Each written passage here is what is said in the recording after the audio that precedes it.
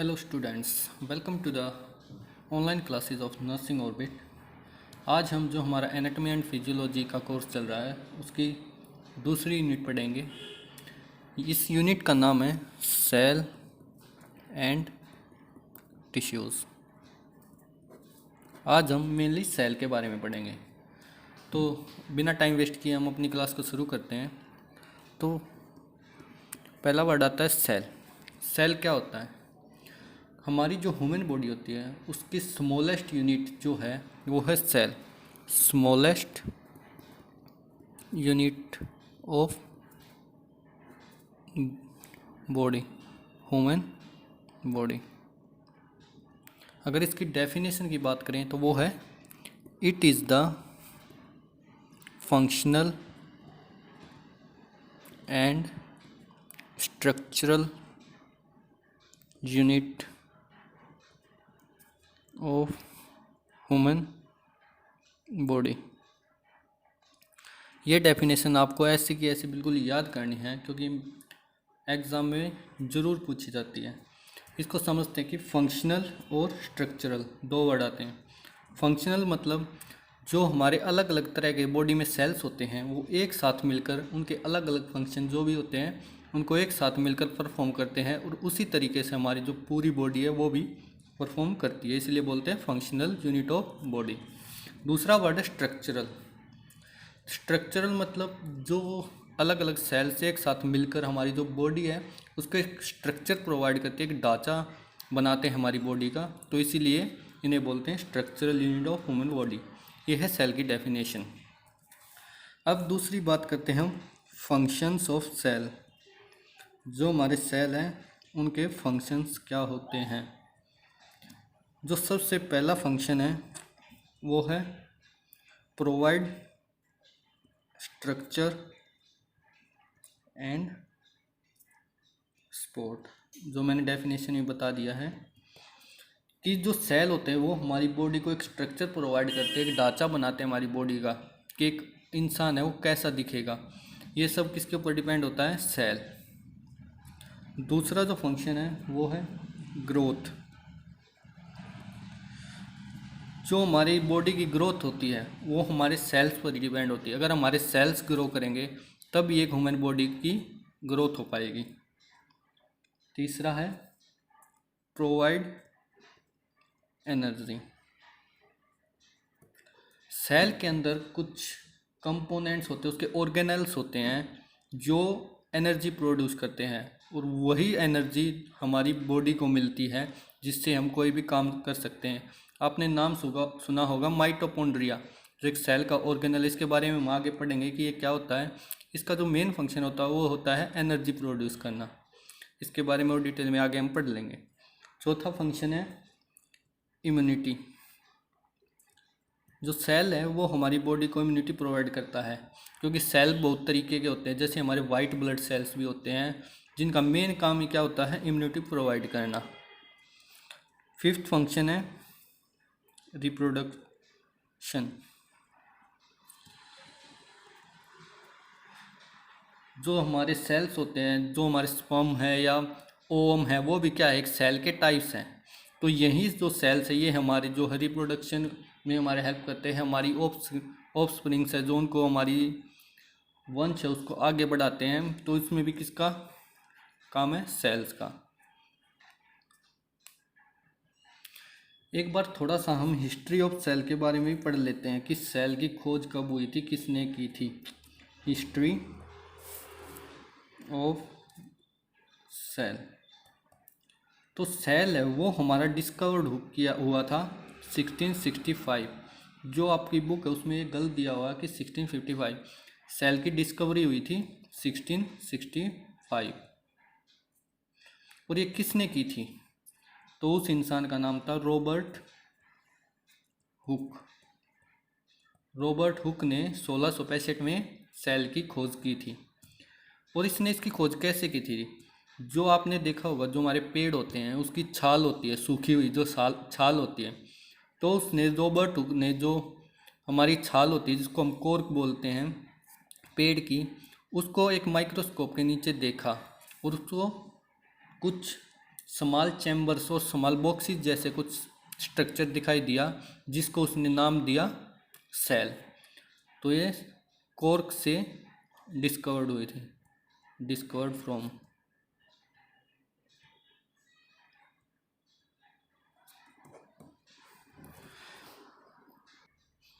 अब जो हमारे कुछ और जो ऑर्गेनिजम्स होते हैं उनकी कुछ क्लासिफिकेशन की है सेल्स की क्वांटिटी के हिसाब से। तो ये मेनली दो क्लासिफिकेशन में डिवाइड किया गया है क्वांटिटी ऑफ सेल के पर्पज से। पहला है मल्टी सेलुलर ऑर्गेनिज्म और दूसरा है यूनी सेलुलर ऑर्गेनिज्म। ये है classification of organism according to quantity of cell.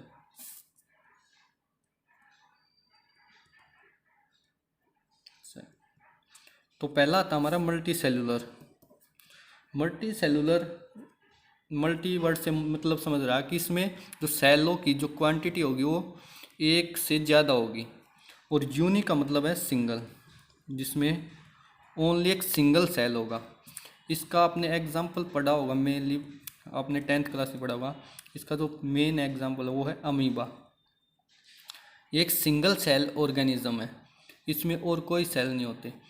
और एक दूसरा इसका है बैक्टीरिया। कई प्रकार के बैक्टीरिया होते हैं, वो भी क्या होते हैं, सिंगल सेल।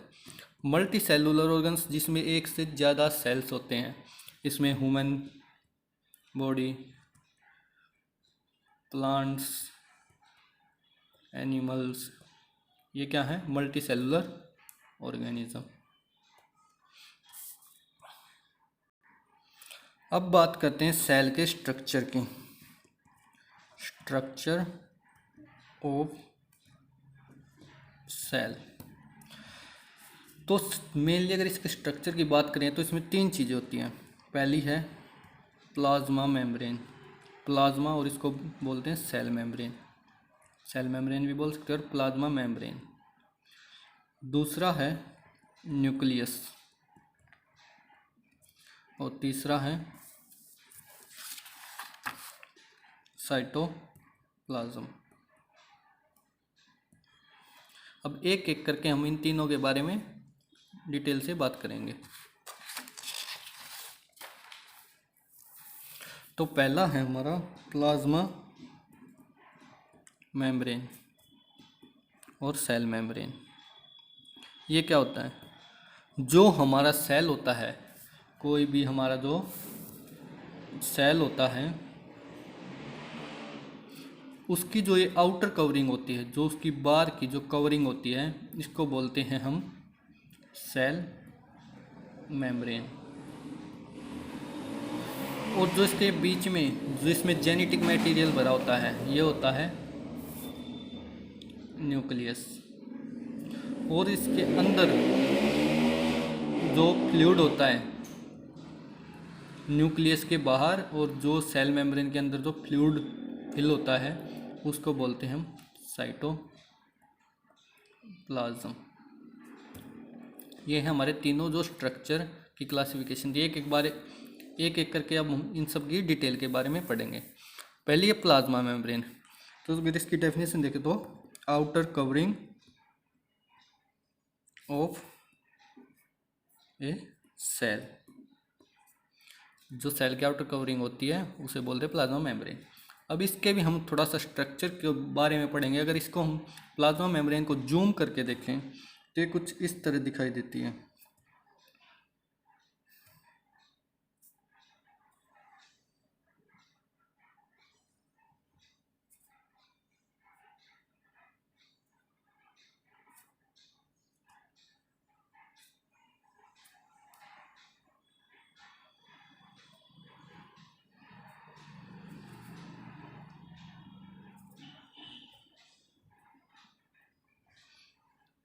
जो ये बीच में जो ये बड़े बड़े जो स्ट्रक्चर दिखाई दे रहे हैं, जैसे ये है, ये है, ये है, ये होते हैं हमारे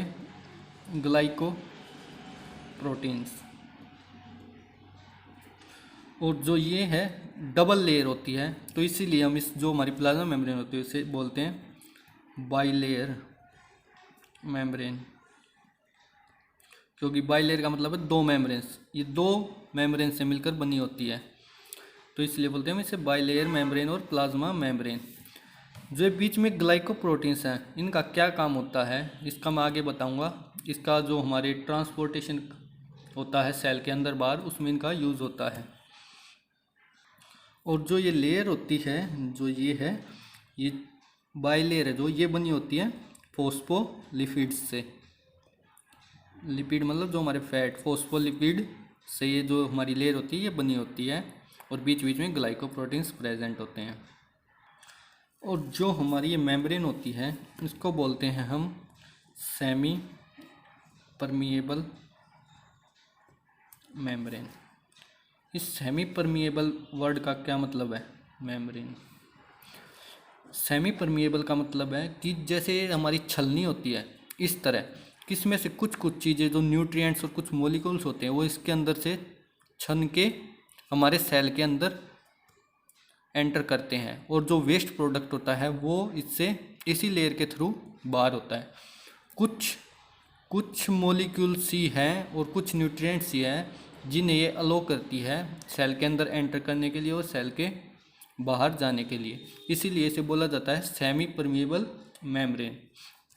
only few molecules can enter, ये नहीं कि कुछ भी इसके अंदर जा सकता है, कुछ भी आ सकता है, ये सिर्फ अलो करती है ओनली फ्यू मॉलिक्यूल्स। अब बात करेंगे कि ट्रांसपोर्ट होता है जो न्यूट्रिएंट्स का और मॉलिक्यूल्स का, वो इसके अंदर से बाहर और बाहर से अंदर कैसे होता है। Means transport through cell membrane.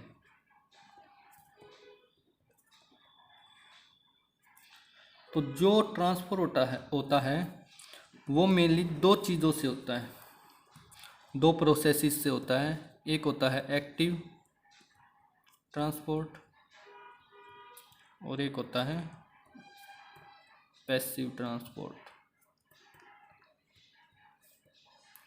अगर बात करें एक्टिव ट्रांसपोर्ट की, तो इसमें मेनली हमें याद रखना कि इसमें हमें जो ज़रूरत होती है वो होती है एनर्जी की।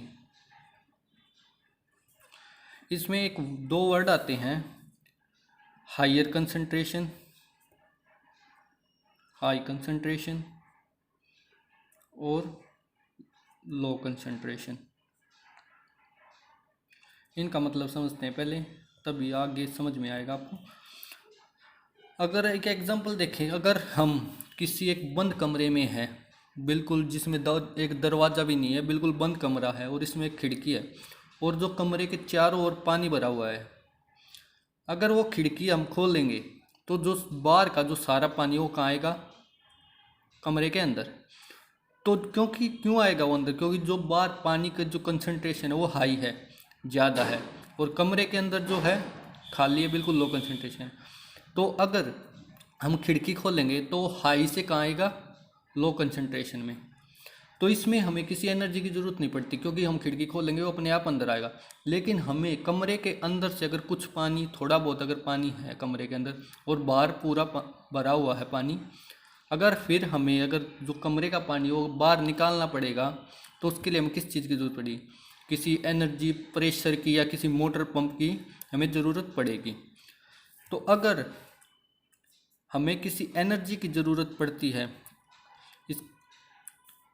किसी भी चीज़ को एक जगह से दूसरी जगह भेजने के लिए, तो उसे बोलते हैं हम एक्टिव ट्रांसपोर्ट। और इसका जो अपोजिट है कि जैसे खिड़की खुली, पानी अंदर आ गया, high concentration to lower concentration, वो आएगा हमारा पैसिव ट्रांसपोर्ट में, क्योंकि इसमें हमें कोई एनर्जी की जरूरत पड़ती है, वो अपने आप अपने फ्लो के हिसाब से अंदर आता है, जिस जगह पर कम कंसंट्रेशन होती है वहाँ एंटर कर जाता है।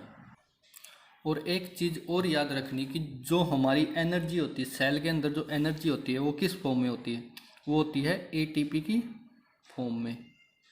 एटीपी का मतलब है एडिनो ट्राईफॉस्फेट। अब जो पैसिव ट्रांसपोर्ट है इसके कुछ टाइप्स हैं। पहला है ओस्मोसिस, दूसरा है डिफ्यूज़न और तीसरा है फैसिलिटेड डिफ्यूज़न।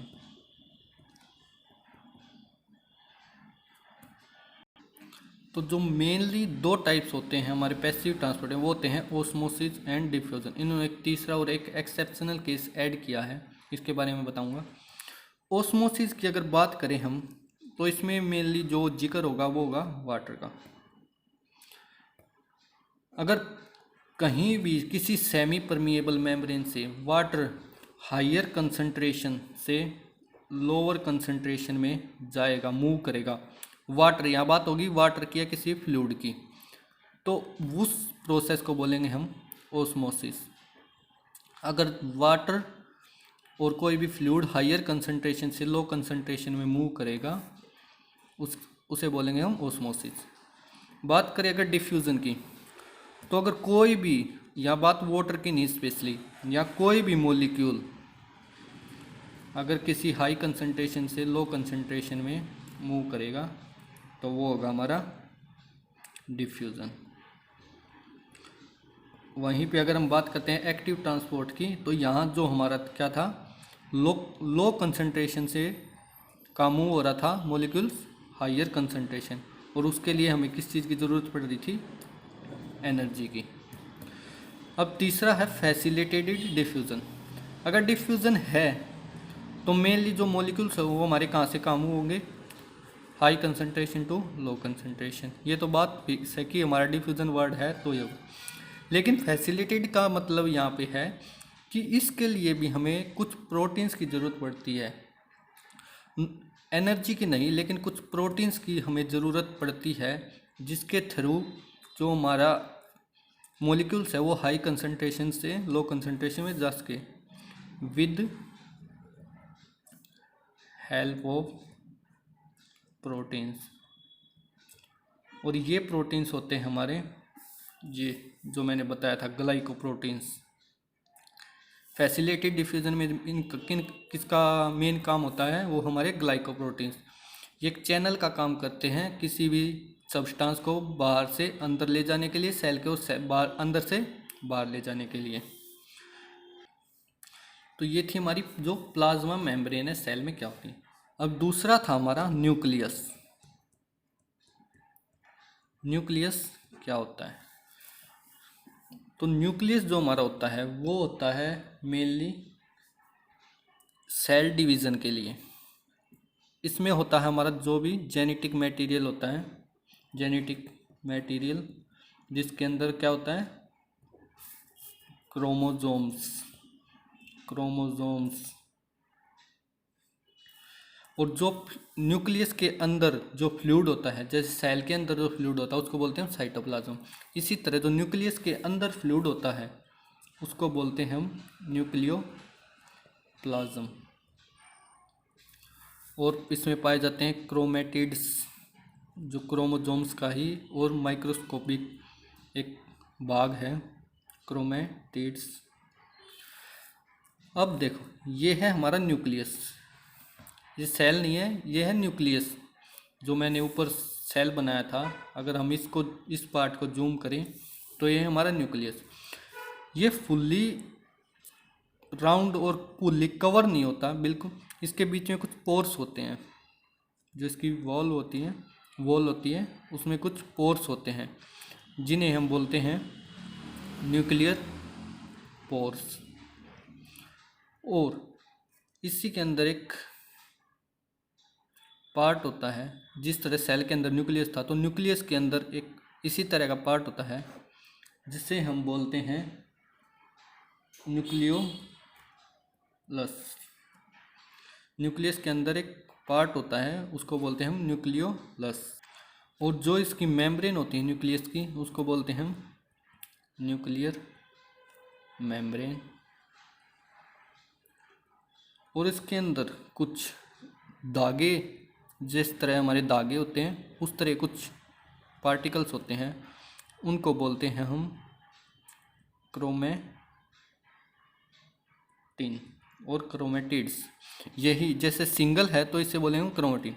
अगर ये इसी तरह ये दो धागे अगर जुड़ जाते हैं तो ये होते हैं हमारे क्रोमोसोम्स। और एक नॉर्मल ह्यूमन बॉडी के अंदर कितने क्रोमोसोम्स होते हैं? वो होते हैं 23 पेयर्स। मीन्स टोटल कितने होगी? अगर 23 पेयर्स हैं तो टोटल कितने क्रोमोसोम होगी? 46 क्रोमोसोम्स। एक नॉर्मल ह्यूमन बॉडी की में 46 क्रोमोसोम्स होते हैं। ये था हमारा न्यूक्लियस। अब इसके बात करेंगे हम साइटोप्लाज्म की।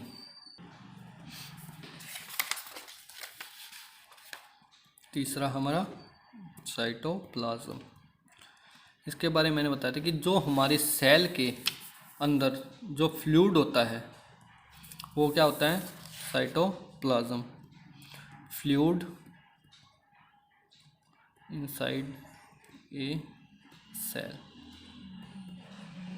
और इसी साइटोप्लाज्म के अंदर जो हमारे सेल ऑर्गेनल्स होते हैं वो मिलते हैं। जैसे मैंने बताया था ये हमारा सेल है, इसके अंदर ये हमारा न्यूक्लियस, और जो ये हमारा फ्लूइड होता है साइटोप्लाज्म, इसी के अंदर कुछ हमारे जो ऑर्गेनल्स होते हैं वो इसमें तैरते रहते हैं। और इसी साइटोप्लाज्म के अंदर जो हमारी एनर्जी है वो प्रोड्यूस होती है इन्हीं ऑर्गेनल्स के द्वारा। तो साइटोप्लाज्म के अंदर जो हमारे सभी ऑर्गेनल्स होते हैं हम उन्हें अगली वीडियो में एक एक करके एक्सप्लेन करके पढ़ेंगे।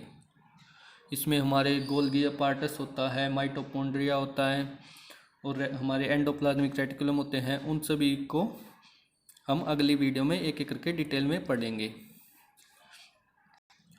तो हम इस वीडियो को यहीं पे ख़त्म करते हैं। अगर इतने में से आपको कोई भी अगर प्रॉब्लम है या कोई भी डाउट है तो आप हमें ग्रुप में मैसेज करके पूछ सकते हैं। जल्दी इसका अगला पार्ट हम आपके सामने अपलोड करेंगे। तो आज के लिए गुड बाय।